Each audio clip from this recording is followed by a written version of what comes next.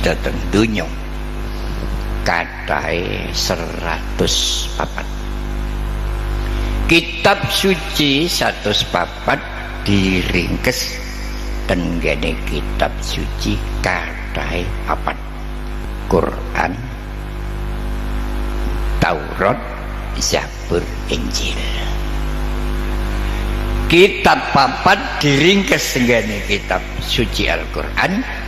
Kitab suci Al-Quran diringkes tenggene surat Al-Fatihah ingkang sampun kita waos sareng-sareng. Surat Fatihah dipun ringkes dumateng Bismillahirrahmanirrahim. Mulane kula kalih panjenengan kadang-kadang niku nek maos bisirril Fatihah. Masa niki pumpung eling Al-Maghfurlah Romo Kyai Haji Supadi abahe wis awan marang sepuh. Monggo kula kalih panjenengan maos Fatihah dipun sejakaken dumateng beliau. Al-Fatihah. A'udzubillahi minasyaitonir rajim. Bismillahirrahmanirrahim. Alhamdulillahirabbil alamin. Ar-Rahmanir-Rahim. Maliki yaumiddin. Iyyaka na'budu wa iyyaka nasta'in. Ihdinas siratal mustaqim. Siratal ladzina an'amta 'alaihim ghairil maghdubi 'alaihim waladdallin. Kaping kalih monggo maos Fatihah dipun tujuaken dumateng beliau Al-Mukarram Mbah Yai Masyhuri. Mugi-mugi dipun paringana sehat walafiat. Mungkin sudah 3 kali kula kali panjenengan medan saged sowan niki ngenangan. Al-Fatihah. Alhamdulillah. Bismillahirrahmanirrahim. Alhamdulillahirabbil alamin. Ar-Rahmanir-Rahim. Maliki yaumiddin. Iyyaka na'budu wa iyyaka nasta'in. Ihdinas siratal mustaqim. Siratal ladzina an'amta 'alaihim ghairil maghdubi 'alaihim waladdallin. Kula namung cerita masalah Bismillahirrahmanirrahim. Biyen sesepuhe para ulama teng Jawa Tengah wonten pondok kajen ingkang dipun kenal asmanipun Mbah Yai Mutamakin rahmatullah alaih. Mbah Yai Mutamakin rahmatullah alaih nggih sebab sangka dene Bismillahirrahmanirrahim abahipun tindak haji. Mbah Mutamakin tasih usia 11 tahun. Haji biyen niku budale wulan Rejab mantuke wulan Maulud berarti 9 wulan. Mbah Yai Mutamakin dipun dawuhi aku kate lunga haji awakmu nggo omah nggih. Bareng pun ajenge berangkat ringkese cerita mular. Yo napa ya napa kula melok.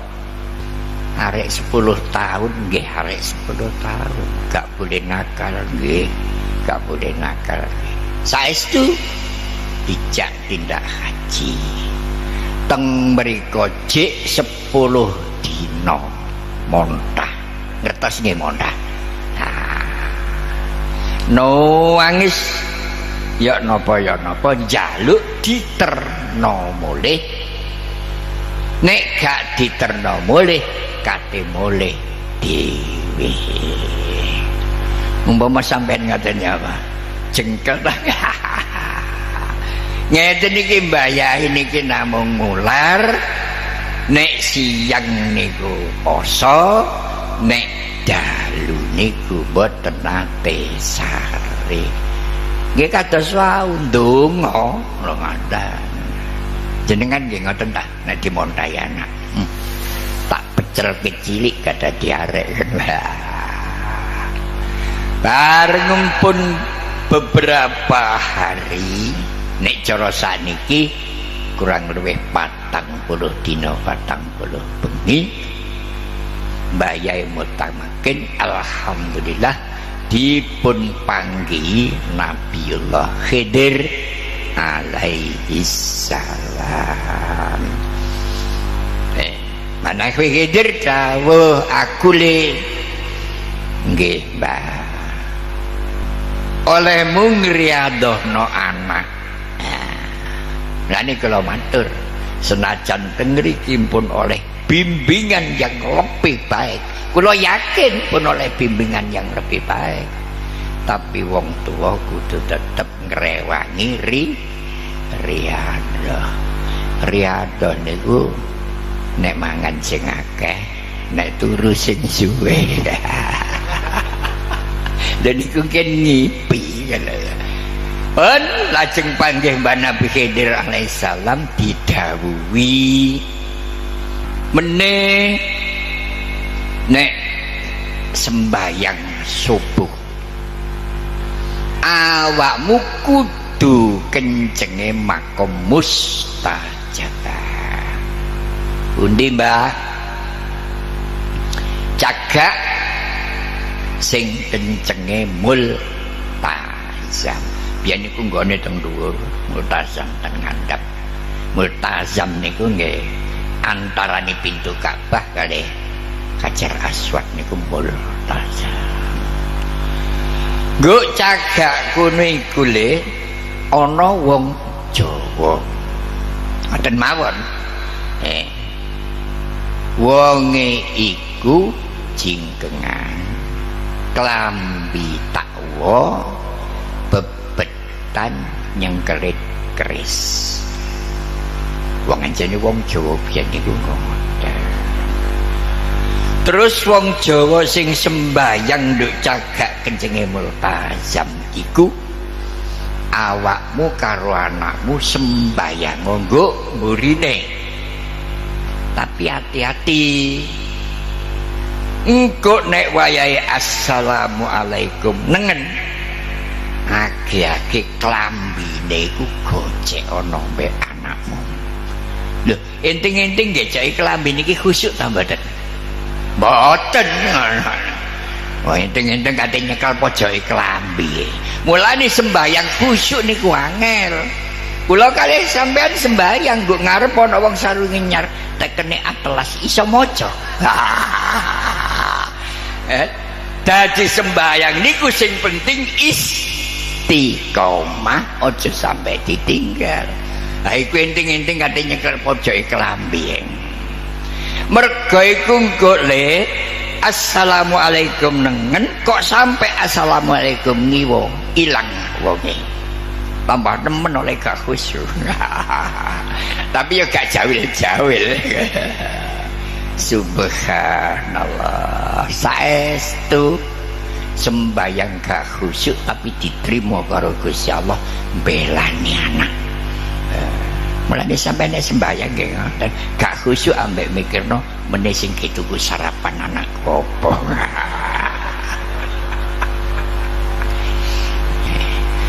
Saestu klambine digondeli kiwa tengen. Tadi malih assalamualaikum nengen gak iso noleh ngiwa.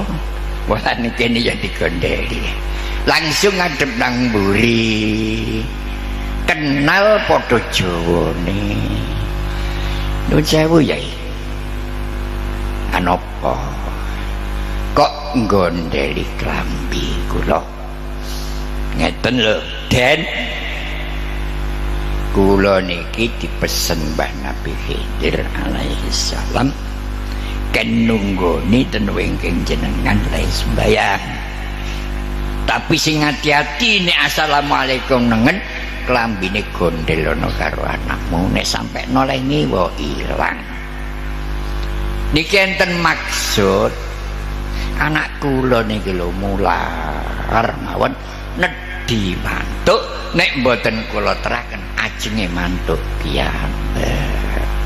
dadose nuwun sewu nyuwun tulung menawi panjenengan kondur teng tanah Jawa anak kula niki dipun kanthi artine dijak ngeten mawon yai nggih nuwun sewu sepindah putrane niki nggih kula aku anak nggih kula aku dadi santri kula nek kula aku anak sateruse lahir batin dunia akhirat tetep anak kula aku santri kudu sak kelimah oleh wurukan saking kula nggih namung bismillahirrahmanirrahim nggih matur nuwun nek ngoten lah saniki kula wejang panjenengan sekseni putrane kula jak wangsul nggih ngene lho ya unekno bismillahirrahmanirrahim melek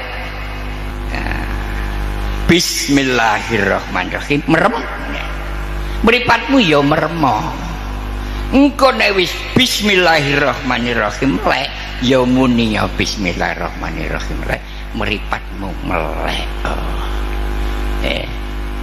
nggih ditiru bismillahirrahmanirrahim merem bismillahirrahmanirrahim melek iki ndile mboten ngertos ngampel sing kula aturaken wae nggih ya iki ngampel ayo le diterusno mlaku nggih bismillahirrahmanirrahim merem bismillahirrahmanirrahim lek nggih diceraken ngoten iki ndile mboten ngertos Mbah ya iki Mojokerto ngoten duka Mojokerto sisih pundi karo Nuwun sewu mboten lamongan oh ceritane ngoten niku nek tali lamongan salah lajeng ngoten bismillahirrahmanirrahim dereng maca bismillahirrahmanirrahim bismillahirrahmanirrahim rem dereng maca bismillahirrahmanirrahim melek dadak langsung melek tiba rak nabrak pintu teng daleme ten kajen mriko banyai kaget opo abane diparani tibae Mbah Mutamakin niku tiba lho awakmu lha nggih lampah tiba kesandung boten lah kok tiba polahane melek mulane sampai nek kepengin gak tiba meremo ae terus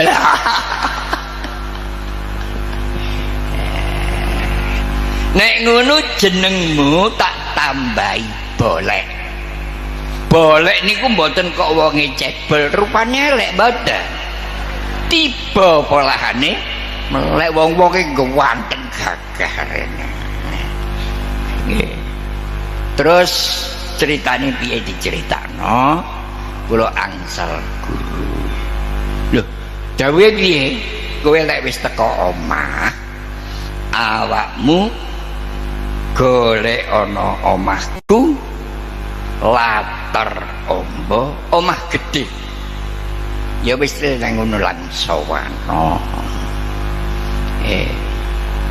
Langsawana pangestune Bu bismillahirrahmanirrahim merem bismillahirrahmanirrahim lek teko omah gede latar ombo tiba latar ombo niku alun-alun Jogja omah gede niku keraton Jogja siapa beliau niku Eyang Hamengkubuwana ketiga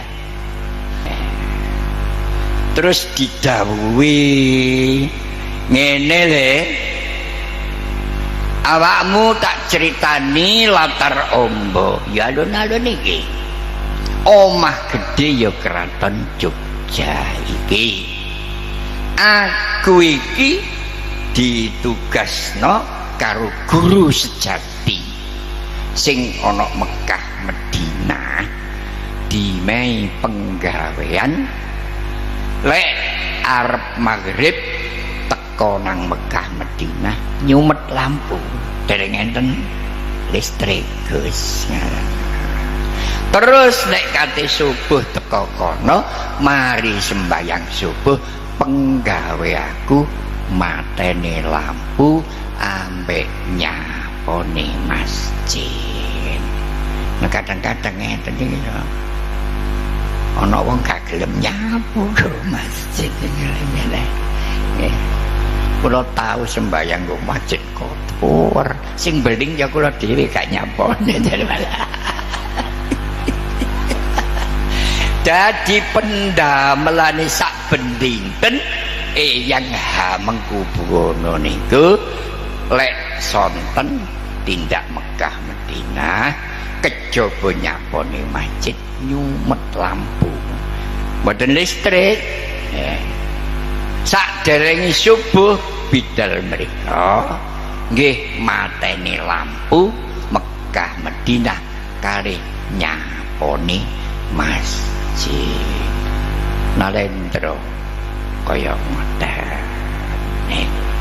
Lha sangka dene niku sing dipun waos Gus niku wau alhamdulillahirabbil alamin. Fatihah kaya ngoten kathah kula meyakini bahwa apa yang kita baca bersama pasti diterima karo Allah Subhanahu wa taala. Sekaligus kasembadan napa ingkang kita suwun sareng-sareng dalu niki khususipun dawuhipun yang terhormat Bapak Camat negara kita supaya benar-benar menjadi baldatun thayyibatun wa rabbun ghafur. Bapak-bapak kita yang mimpin kita semoga diparingi kekuatan lahir dan batin oleh Allah Subhanahu wa ta'ala. Pun mboten kata-kata niku mawon, tapi pun dicaca. Nggih nang terus doa omah bismillahirrahmanirrahim mereng. Gak nglilir kok ngoten malah. Dadi kaya ngoten.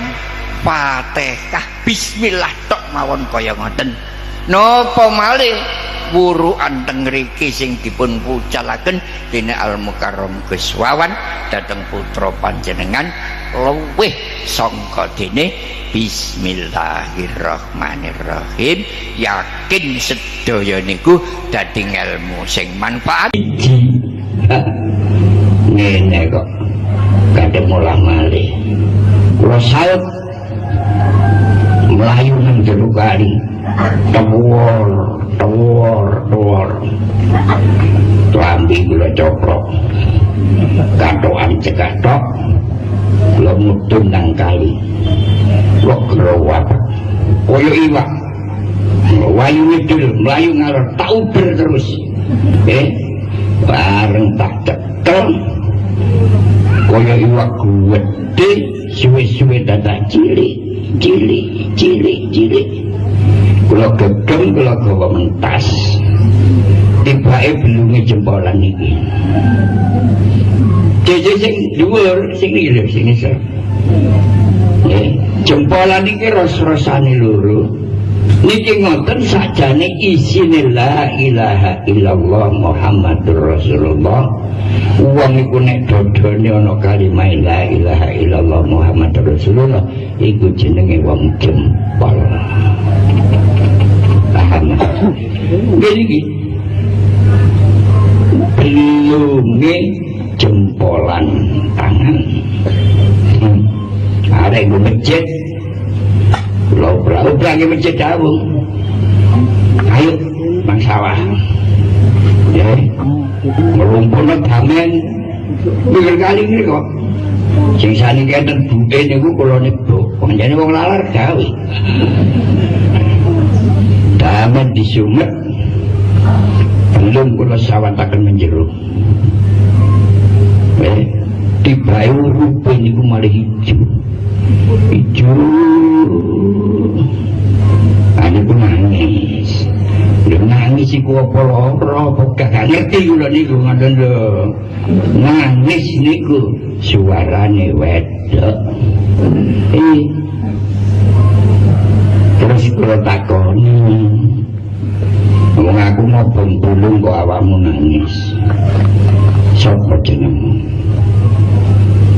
anu Dik Dik. Lah Dadi kono kenal kali kula, sing kula gak kenal karo kono. Nggih. Jenengku Sumini. Aku iki mata-matane londo.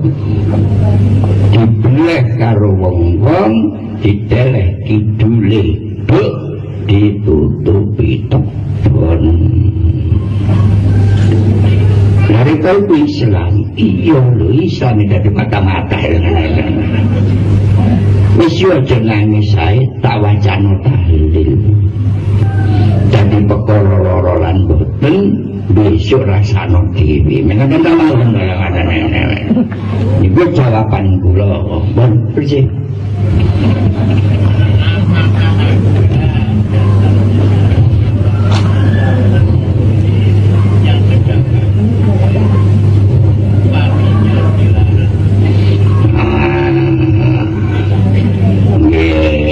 Niku sama sekali tidak ada dasar. Ibu lari-lari bobot pertama, kali kila niki asap. Wong dere iwak niku kuwatah tapi gak ono sing oleh. Kula terus nggo warik mudhun. Nggo jero banyu, kluyur ngedel langsung tak gedhek. Sakentol iwak kutuk. Uniki lho kula niku oleh songo. Iwak kutuk dilondo kali tiang-tiang. Bojone meteng gedhe iwak kutuk. Meneh-meneh anake ndase peral. Tak jawab kakimu. Sing gak ngelokno kok tak mehi, sing ngelokno gak tak mehi. Lah ya no paling nyekel sakentol ya nek digedhek lah gak kena. Jadi sama sekali tidak ada hubungan. Kenyataannya anak kula nggih wutuh ngono. Tak petal pun ngoten mawon.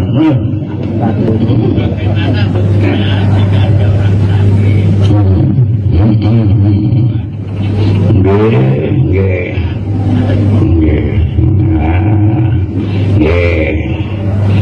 Sakniki sing kula takoni batese dukun karo tukang suwuk iku ora padha. Ngoten lho.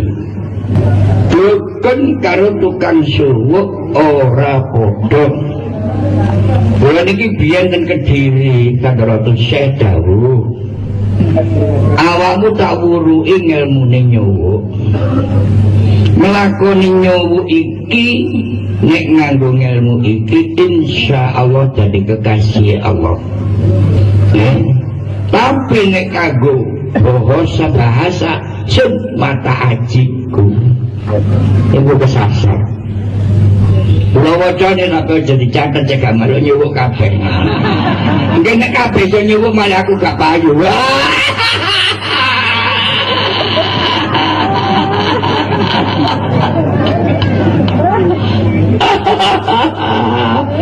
Jadi nyuwuk nek kepingin dadi kekasih Allah, siji aja katik mikirno wejane. Malah nek iso sing loro iku sangonono. Cek nek dadi tukang suwuk melarat dilakoni wong wedok mara nangis lan apa yo kan kula kathate ngono nggih kula sangoni mulya lho dongane sampeyan rungokno sing gawa tip wis gak usah takon nggih sing gak gawa tip ya gak tak tulisno cek gak iso nyuwuk kabeh. Bismillahirrahmanirrahim. Bismillahi arkika. Bismillahi kelawan nyebut asmane Allah. Arkika nyuwuk kula ing sampeyan. Min kulli syai'in yu'dzika saking sesuatu sing dadekno lara nang sampeyan. Wa min kulli nafsin lan sangka dene eleke saben-saben awak-awakan au aini hasidin utawa eleke pandangane wong kang drengki. Allahu utawi Gusti Allah iku yasfika sing marasaken ing sampeyan dari Gusti Allah. Bismillahi arkika kula niki namung nyuwuk tok. Mulane bapak niku biyen nek kondo, aku iki nyuwuk sembarang penyakit iso, tapi nek marasno gak iso. Tauhid. Mun sing gak ilok niku lak ketan-ketan ketututan aku. Paham? Boleh. Bolang delok-delok dukun nih tukang suwuk iku durung mesti dukun. Nek sun mata ajibu niku aja diparani. Napa malih kadung mari ngono terus kletuk gak ngangen jagung kok kletuk ibu malih karo arahe ngoten to. Meninggal bukan nama yang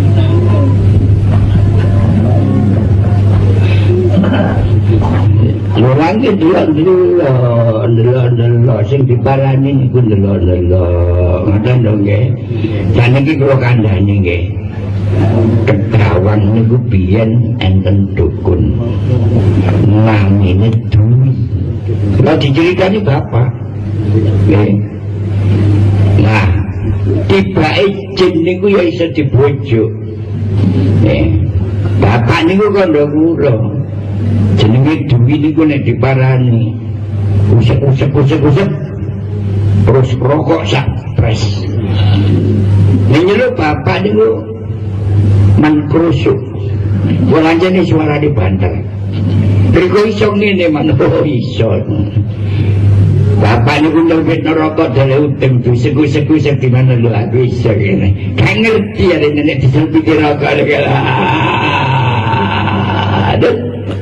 Baru ditakoni karo bapak, apa sebabnya kok niki nek nyuwuk wong kok njaluke niku uli-uliye jago.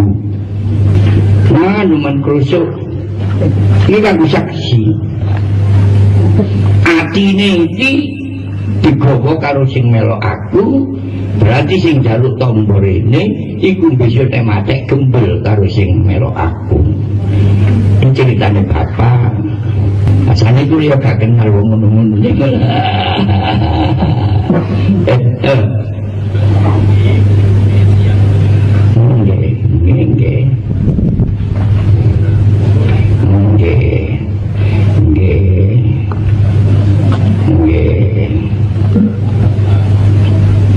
Ngeten nggih.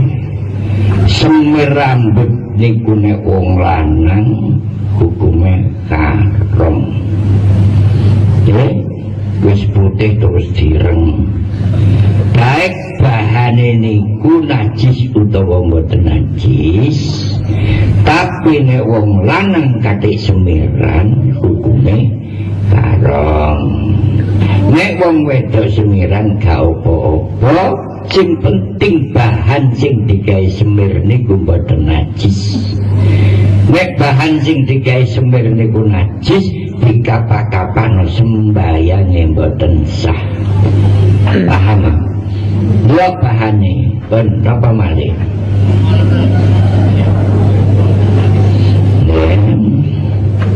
Ngeten lho. Umpama ana iku terus kate lapo. Ngoten lho niki jawabane. Umpama gak ana apa? Lho ngoten. Kok takon wali abdan niku napa kate dideleki? Apa kate dikonco? Iya. Dadi sakniki kula kali panjenengan aja jeruk-jeruk. Ayo ngaji syariat. Aja doleki sing ngono-ngono iku. Nggih. Niki lho. Gobok niki sing damel niku Gus Hakam. Olahane Gus Hakam nek mantun ngaji terus kok tindak wingking, berarti Mbak Nabi Khidir teng mriku. Nggih. Nek boten nggih boten. Lah kula niku sing di omah ya gak tau dipethuki lho ngoten lho. Mulane nek kanthi ana sing luntung nduk kono pengin pethu Nabi Khidir, gak ngalah. Wis anggap kudu turu ngono. Cuma lho ngoten. Enten jamaah ngaji jemuah. Keturun. Bareng keturun nipi. Bu lore gubuk niki enten danau banyu hijau bareng setengah ngelilir mengkurep di wasno danau tasik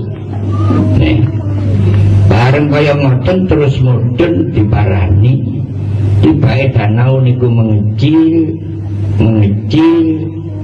malih dadi akeh jemerut rupane hijau dibawa nang nggon kula Gus kula niku ceritane ngeten alah sing nemu sampeyan sampean gawa sampean dol payu larang dadi kena gitu apa cuma mulane niki ken kabeh mari ngaji turu kok ngono kabeh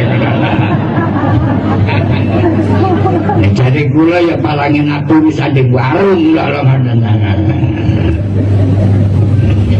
ini buke buatan ibu pun mungkin ada takon wali abdal gue pun tinggone kangelan jujukan yang Nabi Khidir gampang dan mawon jadi dipetui ya bisa jadi awak gak dipetui gak apa-apa kemarin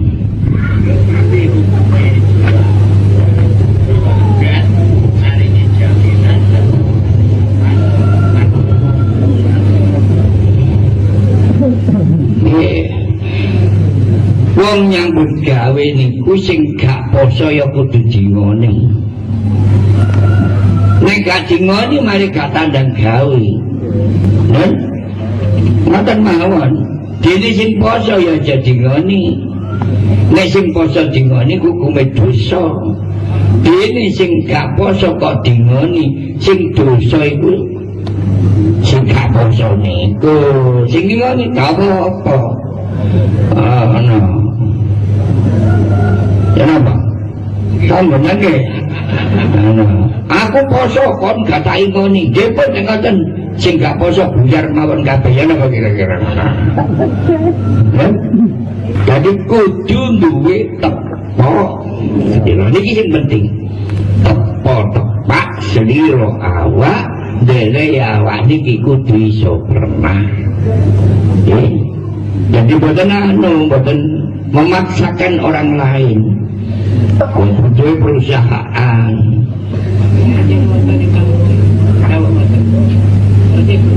Oh nggih, kesane sing ngoten.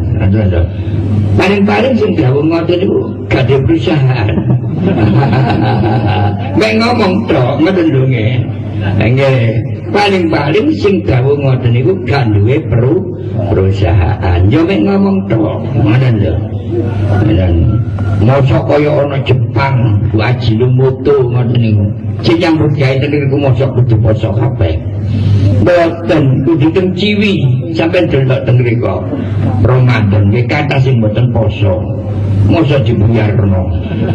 Dadi sing poso ya cek poso, sing gak poso iku karepe dhewe. Nggih, nggih, nggih. Nggih. Ya nek gak diturun gak tandur.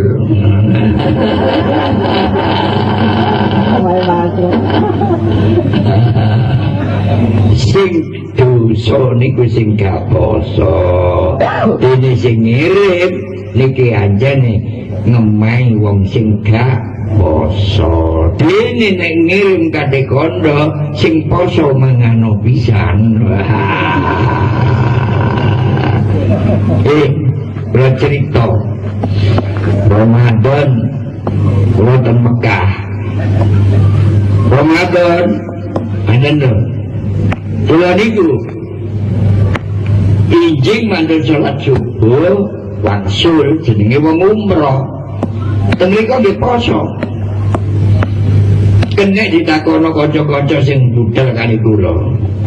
Dan aku udah dicegat yang kata Gus kene lho ayo sarapan. Lah kula mboten kenal. Kula minggu embong melok mangan. Liyane nggih mboten wani mampir kula mangan kali anak-anak kula niku mangan. Kula niku gremeng. Pet ngapa Gus? Wong sing ngene wis dhuwur. Iki ngono Ramadan. Jawab ini gregetno. Poso iku gak masani srengenge Gus ngono arene. Ayo meneh mau kelok. Poso iku gak masani srengenge.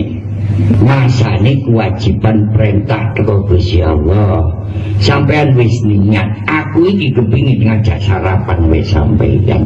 Padahal nek go Mekah Madinah, nek ana wong gak poso dicekel mbek polisi, dilebokno kerangkeng dipes dino. Lho, kula sarapan iku lho, polisi niku lho ndok melok rokokan.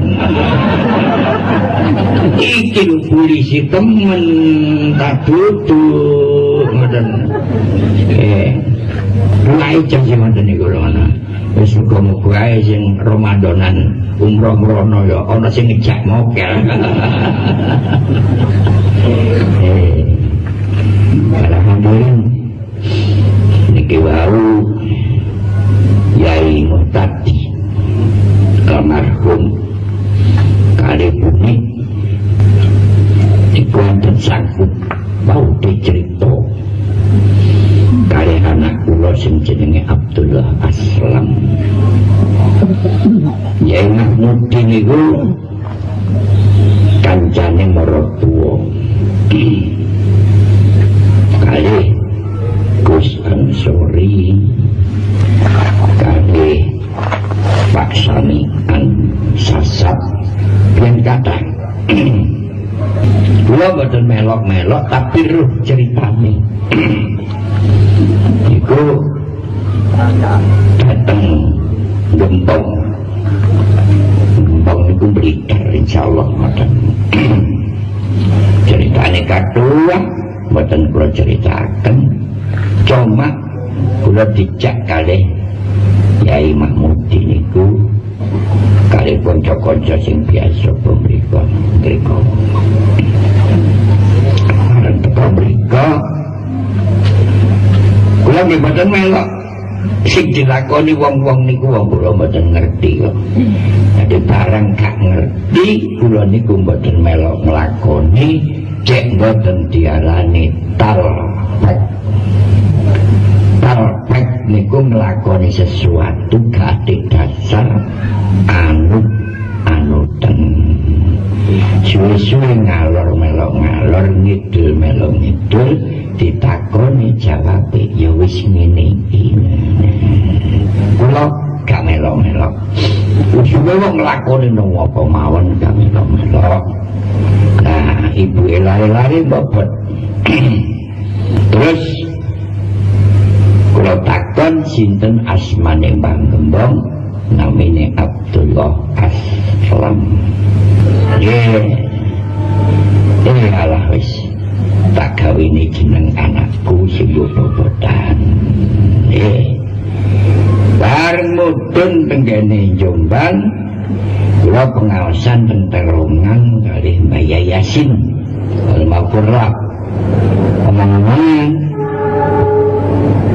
anu Gus lan mungkin lagi dhisik lajeng tenganto terus kali sampeyan nggih kula mungkin tenganto tetep ngenteni Gus-Gusan nek dereng mriku kula rantos dadi Yayasin nggone terowongan dhisik terus tenganto kula matur Yai apa kula niki wau dijak kanca-kanca ten Gempong tenggene Mbah Abdullah Aslam. Bojo kula niku lho mbobot. Kula kon duwe rasa jange kula jenengaken Abdullah Aslam. Mbah Yasin Yusuf maca alhamdulillahirabbil alamin. Malah kanca-kanca bantah. Mungkin nek lahir lanang Abdul Aslam, lah nek lahir wedok ya Aslamah. Ditungane kare Mbak Yasin. Bareng ngoten terus senggene ngantuk kepanggian malih kemudian kare Mbak Yasin niku sampai subuh. Jamaah subuh Mbak Yasin terus cerita keji nenek kok gak mulah malih kula saut melayu nang jero kali tuwor tuambi kula coprok katokan cekatok kula mudhun nang kali kok growat koyo iwak wayu ngidul melayu ngalor tak uber terus bareng tak cekel kaya iwak gede suwe-suwe dadak cilik kula gegem kula gawa mentas tibake belunge jempolan iki jeje sing dhuwur sing ngirim sing isor jempolan iki ros-rosane loro niki ngoten sakjane isine la ilaha illallah Muhammadur Rasulullah. Wong iku nek dodone ana kalimat la ilaha illallah Muhammadur Rasulullah iku jenenge wong jempol. Paham? Nggih belunge jempolan tangan.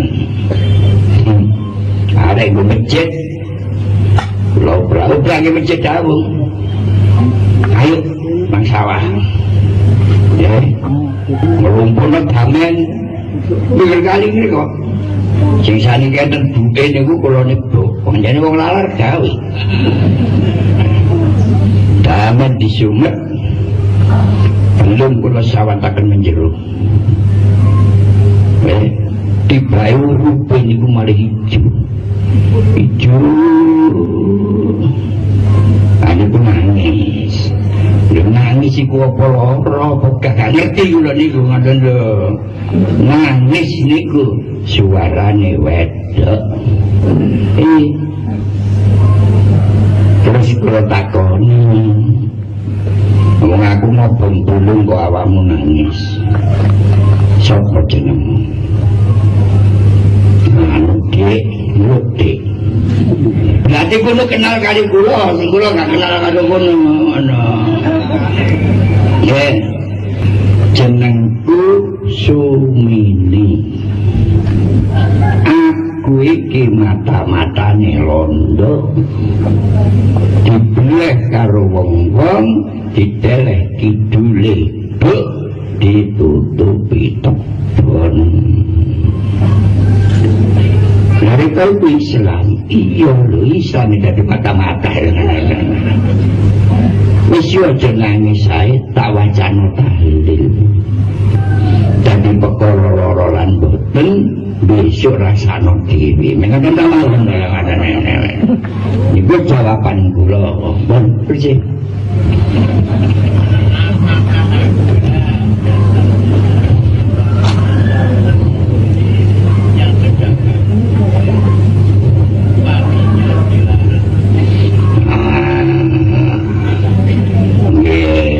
Niku sama sekali tidak ada dasar. Ibu lari-lari bobot pertama, kali kira niki asap. Wong dere iwak niku kuwatah tapi gak ono sing oleh. Kula terus nggo warit mudhun. Nggo jero banyu, kluyur ngedel langsung tak gedhek. Sakentol iwak kutuk. Uniki lho kula niku oleh songo. Iwak kutuk dilondo kali tiang-tiang. Bojone meteng gedhe iwak kutuk. Meneh anake ndase peral. Tak jawab kakimu. Sing gak ngelokno kok tak mehi, sing ngelokno gak tak mehi. Lah ya no paling nyekel sak kentol ya nek digedhik lah gak kena. Jadi sama sekali tidak ada hubungan. Kenyataannya anak kula nggih wutuh ngono. Gak petal pun ngoten mawon.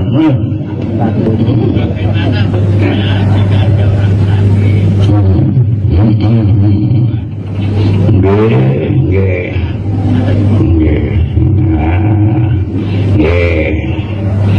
Sakniki sing kula takoni batese dukun karo tukang suwuk iku ora padha.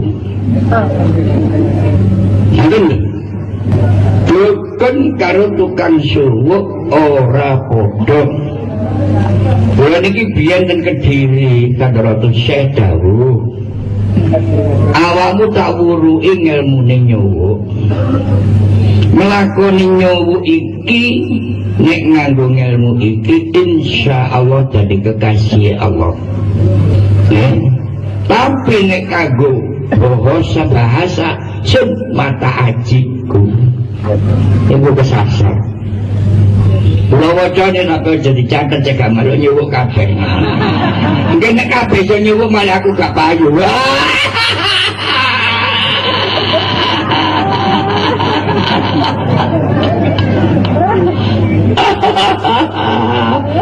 Jadi nyuwuk nek kepingin dadi kekasih Allah siji aja katik mikirno wejane malah nek iso sing loro iku sangonono cek nek dadi tukang suwuk melarat dilakoni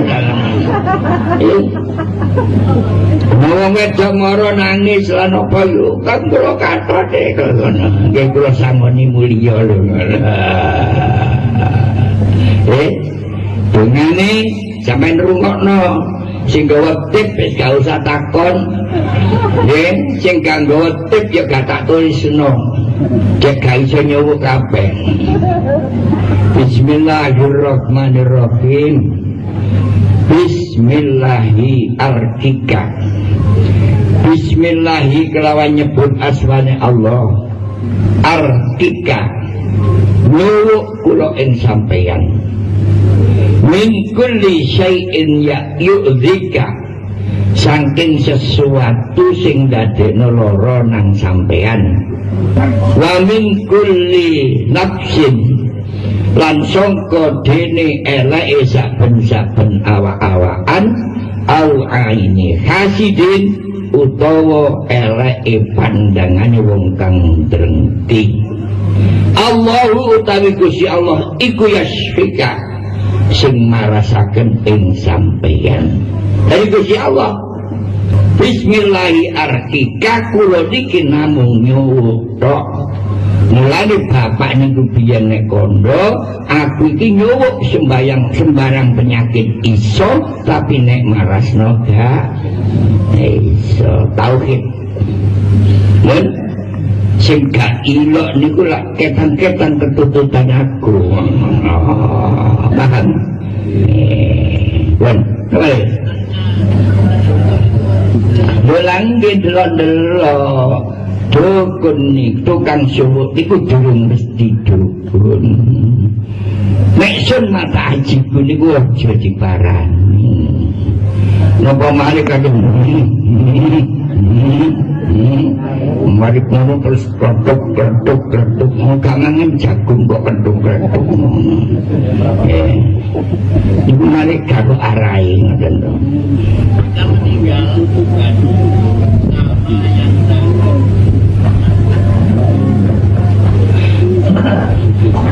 Orang itu delok sing diparani niku delok ngoten to nggih. Jan iki kula kandhani nggih. Kedawang niku biyen enten dukun. Namine Dwi. Kula diceritani bapak. Nggih. Nah, tibake jin niku ya iso dibojuk. Bapak niku kandha kula. Jenenge Dwi niku nek diparani usek terus rokok sak pres. Nyeluk bapak niku menkrusuk. Walanjane suarane banter. Riko iso ngene manut iso. Bapak niku nyelbet neraka dale utem tu seku-seku di mana lu aku iso ngene. Kan ngerti ya nek diselbet neraka aduh.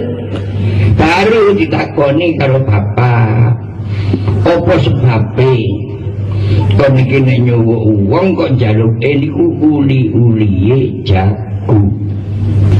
Nah, luman krusuk. Ini kan saksi. Atine iki digawa karo sing melok aku, berarti sing njaluk tombo rene iku bisa nek matek gembel karo sing melok aku. Ini ceritane bapak. Asane iku ya gak kenal wong ngono-ngono.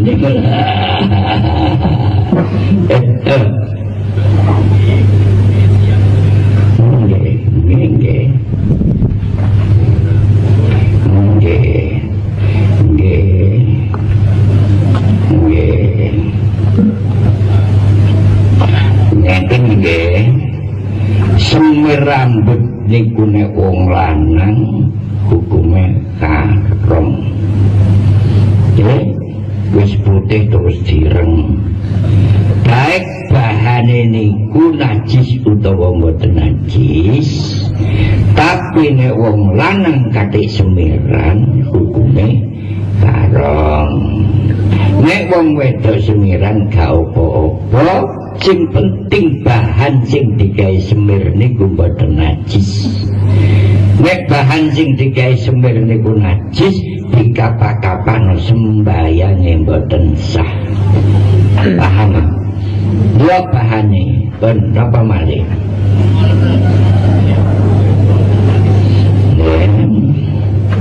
Ngeten lho. Umpama ana iku terus kate lapo. Ngono lho niki jawabane. Umpama gak ana apa? Oh, lho ngoten. Kok takon wali abdan niku napa kate dideleki? Apa kate dikonco? Iya. Dadi sakniki kula kali panjenengan aja jeruk-jeruk. Ayo ngaji syariat. Aja ndolek isi ngono-ngono iku. Ngono lah. Nggih. Niki lho.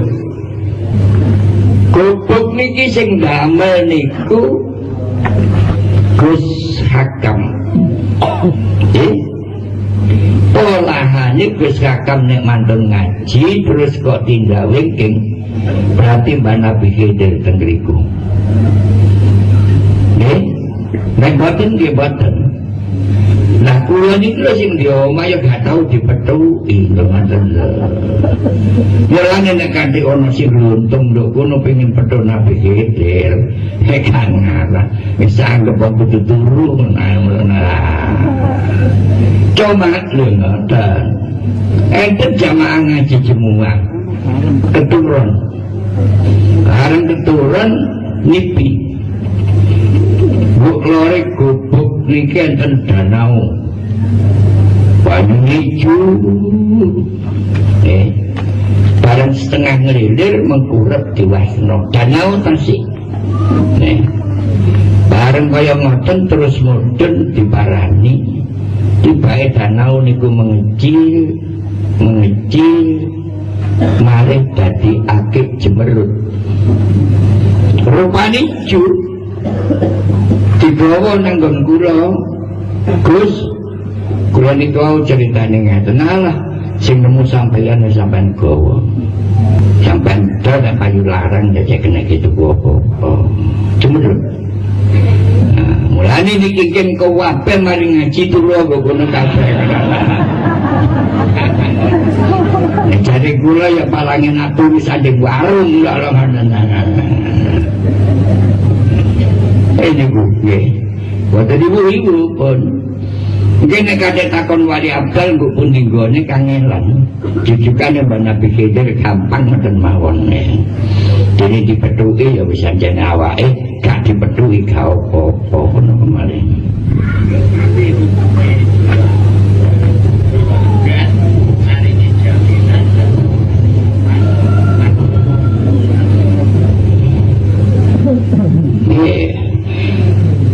Wong nyambut gawe niku sing gak poso ya kudu dingoni. Nek gak dingoni mari gak tandang gawe. Nen? Ngoten mawon. Dene sing poso ya aja dingoni. Nek sing poso dingoni hukume dosa.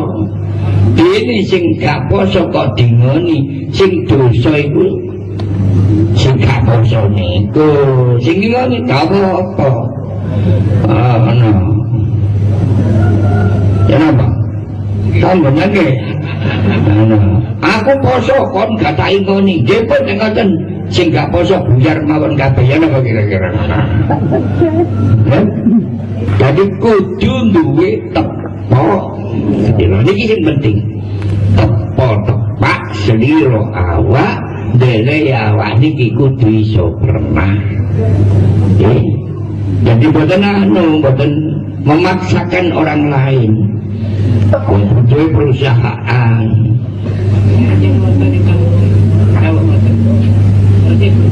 Oh nggih kesane sing ngoten. Paling-paling sing gawung ngoten niku gak ada perusahaan. Mek ngomong tok ngoten lho nggih. Nggih, paling-paling sing gawung ngoten niku gak duwe perusahaan. Yo mek ngomong tok ngoten lho. Mosok kaya ana Jepang, Ajinomoto ngoten niku. Sing nyambut gawe teng niku mosok kudu poso kabeh. Boten kudu teng ciwi. Assalamualaikum warahmatullahi wabarakatuh. Selamat datang di channel Gus Ikia. Saya sebagai kreator di sini ingin mengajak Anda semua untuk mendalami kembali pengajian yang sangat berharga dari Kiai Husain Ilyas. Video ini tidak hanya akan menampilkan potongan ceramah beliau, tapi juga akan saya sertai dengan analisis dan pandangan pribadi saya sebagai bentuk apresiasi dan upaya kita untuk mengambil pelajaran yang lebih dalam. Mari kita akui, mendengarkan ceramah Kiai Husain Ilyas memang selalu ada daya tariknya. Selain ilmu yang beliau sampaikan, ada satu hal lagi yang bisa membuat kita betah, yaitu gaya bahasa beliau yang sederhana dan penuh humor. Humor itu menurut saya adalah alat dakwah yang paling cerdas. Beliau bisa menyampaikan ajaran Islam yang kadang terasa berat menjadi sesuatu yang ringan, mudah difahami, dan langsung menancap di hati. Kita akan membahas lebih dalam tentang bagaimana humor ini menjadi jembatan ilmu beliau. Selama mendengarkan pengajian beliau, ada beberapa poin penting yang sangat berkesan bagi saya. Pertama, tentang bagaimana beliau menghubungkan agama dengan realitas hidup kita sehari-hari. Beliau tidak hanya membahas dalil-dalil dari kitab, tapi juga memberikan contoh-contoh nyata yang kita alami, mulai dari masalah rezeki, hubungan dengan tetangga, hingga urusan rumah tangga. Ini yang membuat ilmu beliau terasa relevan dan tidak berjarak. Agama menjadi solusi, bukan sekedar teori. Poin kedua, saya sangat terkesan dengan pesan kesederhanaan yang beliau sampaikan. Di era digital yang penuh dengan pameran, kekayaan dan kesuksesan, Kiai Husain Ilyas terus mengingatkan kita bahwa kebahagiaan sejati itu bukan datang dari seberapa banyak harta yang kita punya, melainkan dari hati yang tenang dan tentram. Beliau sering berpesan, jangan terlalu sibuk untuk mengejar dunia, sampai kita lupa mengejar ketenangan batin. Pesan ini adalah tamparan halus bagi kita semua, pengingat bahwa kebahagiaan itu ada di dalam, bukan di luar diri kita. Poin ketiga yang saya amati adalah bagaimana beliau mengemas dakwahnya dengan kearifan lokal Jawa. Sebagai ulama dari tanah Jawa, Kiai Husain seringkali menyisipkan pepatah atau peribahasa Jawa yang sangat besar maknanya, misalnya tentang trimo ing pandum, atau alon-alon asal kelakon, atau Syekh Subakir pamit Semar, dan yang lainnya. Cara-cara seperti ini yaitu cara yang sangat efektif karena ajaran Islam lebih mudah dipahami dan mengakar kuat dalam budaya setempat. Kiai Husain Ilyas juga berhasil membuktikan bahwa dakwah bisa disesuaikan dengan konteks budaya tanpa harus kehilangan esensi ajaran Islam itu sendiri. Dan terakhir, tentang peran beliau sebagai figur masyarakat. Kiai Husain ini tidak hanya seorang penceramah, beliau adalah sosok yang sangat dekat dengan umatnya. Beliau adalah penasihat, penengah masalah, dan pemimpin spiritual yang dicintai. Ini terlihat dari bagaimana beliau berbicara, bukan sebagai orang yang lebih tinggi ilmunya, melainkan sebagai seorang ayah, seorang teman, atau seorang guru yang tulus membimbing. Hal ini mengajarkan kita tentang pentingnya adab dan ketulusan ketika berdakwah. Secara keseluruhan, pengajian Kiai Husain Ilyas tidak hanya memberikan kita ilmu, tetapi juga memberikan ketenangan dan inspirasi. Dari video ini, kita belajar bahwa keutamaan sabar dan ikhlas itu bukan hanya sekedar teori, tapi sebuah kekuatan batin untuk menjalani hidup. Kita juga diajarkan untuk selalu introspeksi diri, memperbaiki diri sendiri terlebih dahulu, sebelum sibuk mencari-cari kesalahan orang lain. Pesan beliau yang paling berharga bagi saya adalah Islam itu mudah, damai, dan solusi bagi semua masalah kita. Kiai Husain berhasil menyampaikan pesan itu dengan cara yang sangat membumi. Saya harap video ini bisa menjadi pengingat bagi kita semua untuk terus belajar, mengambil hikmah, dan mengamalkan ilmu yang kita dapat. Terima kasih sudah menyimak. Jangan lupa tulis pendapat kalian di kolom komentar. Assalamualaikum warahmatullahi wabarakatuh.